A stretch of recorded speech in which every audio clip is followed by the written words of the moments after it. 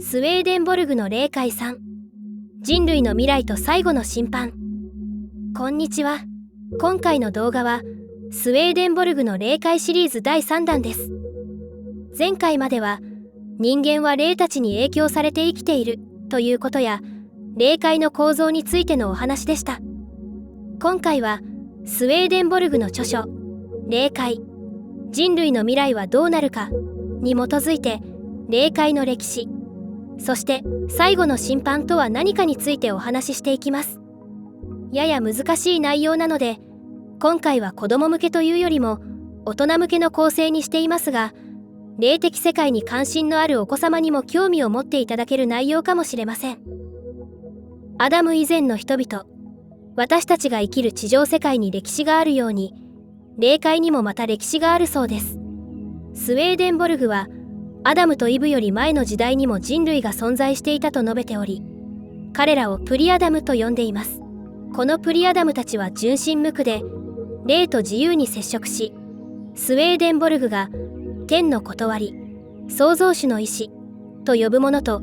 直接つながっていました。彼らは考えることなく自然に正しいことを理解し、悪という概念さえ知らない存在だったといいます。現代の私たちは正しさを論理的に比較検討し、良心に照らして判断しますが、プリアダムの人々はそのような思考を必要としませんでした。彼らの直感は天国の感覚と一致し、迷うことなく正しい判断ができたようです。なぜ直感が退化したのか。では、なぜ私たちはプリアダムと同等の直感を失ってしまったのでしょうか。スウェーデンボルグによれば、人間が次第に物質的なことや自己中心的なことに意識を向けるようになったためだそうです。天の理りよりも自分自身を愛する傾向が強くなり、その始まりが知恵の木の実に象徴されていると語られています。知恵の木の実と堕落の始まり。聖書では、アダムとイブが知恵の実を食べて楽園を追放されたとされます。スウェーデンボルグは、この知恵の実を自分の力で思考できるようになることと解釈しています。思考力は本来素晴らしい力ですが、それに依存しすぎると、天の理りとのつながりが失われ、自分自身の思考だけを信じるようになってしまいます。このように思考に偏り、霊的感覚を失っていくことが堕落の始まりだったそうです。右脳と左脳の話にもあるように、直感と論理のバランスが崩れたと見ることもできるでしょう。プリアダムの人々は論理的思考ではなく直感で生きていた存在だったのかもしれません。感覚だけで生きるということは、ある意味で無垢な幼児のようにも見えます。もし彼らが天の理りに常に守られていたならば、危険にさらされることはなかったのでしょう。赤ちゃんがなぜ無防備に生まれてくるのかという謎も、この話と重なって見えるように思います。4つの時代。スウェーデンボルグは人類の霊的歴史を4つの時代に分けています。黄金時代、アダムやプリアダムの時代。創造主の意志と直結し、調和に満ちていました。白銀時代、ノアの時代。堕落は始まっていましたが、霊界とつながれる人々は多く残っていました。エノク書はその橋渡しとして書かれたとされます。真鍮時代、モーセやアブラハムの時代。預言者たちが霊界とつながり、教えを文字で残すようになりました。鉄時代、スウェーデンボルグの生きた18世紀。霊界が混乱し、霊的秩序が崩れていたとされます。以前、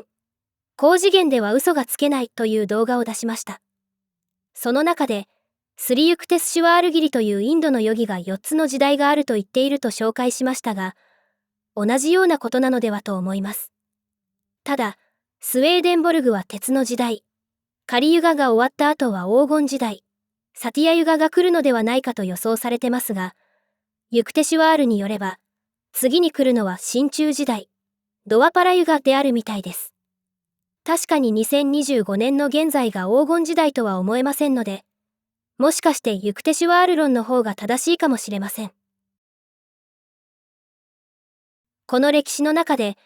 ノアの洪水以前に存在していたアンティディルビアンと呼ばれる人々がいます。彼らはもともとプリアダムやアダムの子孫でしたが、物質的、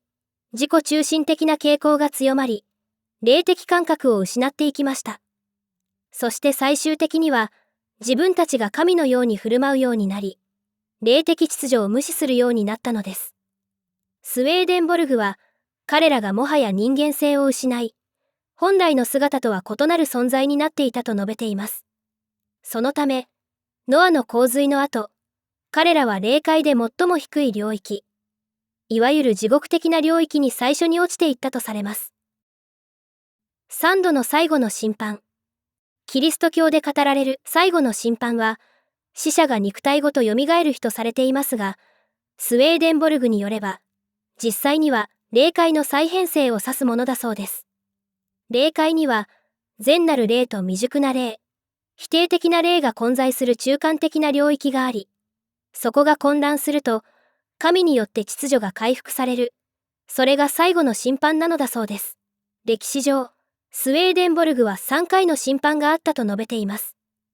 第1回、ノアの洪水の時期。堕落した人々、アンティディルビアンが整理されました。第2回、キリスト誕生の前後、悪影響を与える霊たちが整理されました。それまでは悪霊は野放しになっていたそうです。第3回、1757年、スウェーデンボルグ自身が霊界で目撃した出来事であり、中間的な世界、幽界で霊たちが選別され、秩序が回復されたといいます。この過程では、まず霊が善と悪に分けられ、その後、ネガティブな悪霊がよりふさわしい場所へと移されていきました。人類の未来はどうなるか。この最後の審判によって、霊界だけでなく地上世界も影響を受け、人類が再び、天の理り、創造主の意志とつながり直す時代が来るというのが、18世紀におけるスウェーデンボルグの見通しです。2025年の現在、私自身、以前は、霊やあの世がどうなってるかなど、興味すらなかったのに、こうして関心を持ち始めたことも、その流れの一部なのかもしれません。また、最近の世界的な混乱や自然現象も、霊界の再編と連動しているのではと感じることもあります。とはいえ、私は論理的に考えないと正しい答えを導き出せない普通の人間です。スウェーデンボルグだけの証言をもって全てを鵜呑みにすることはできませんが、一つの見方として心に留めておきたいと思います。そして見えない世界の存在、天使やいわゆる悪霊たちでさえ、元は人間だったかもしれない、という可能性にも目を向ける必要があると感じます。まとめ。今回でスウェーデンボルグの霊界シリーズは終わりになります。3シリーズをすべて見ていただくと、幽体離脱者スウェーデンボルグが探索してきたあの世とこの世の関わりや歴史が簡単にではありますが、紹介できたのではないかと思います。スウェーデンボルグだけでなく、ロバート・モンローや他の幽体離脱体験者、臨死体験者、チャネラーのお話を聞いたり読んだりしますと、それぞれの体験や主張には細かいところで違いはありますが、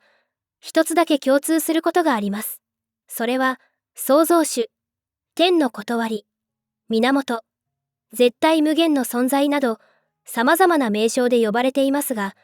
それが宇宙を創造したのであるということです。どの著者も、物質、空気などの偶然のぶつかり合いで、偶然の産物でこの宇宙ができたとは言っていません。物質ではなく意識が最初にあり、それが宇宙を作っていき、物質も作られたということです。もしそうであるならば、その創造主は何を期待して私たちを地球に送り込んだのでしょうか。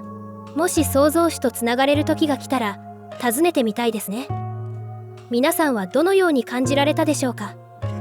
今回でスウェーデンボルグの霊界シリーズは終了です。最後までご視聴いただき、ありがとうございました。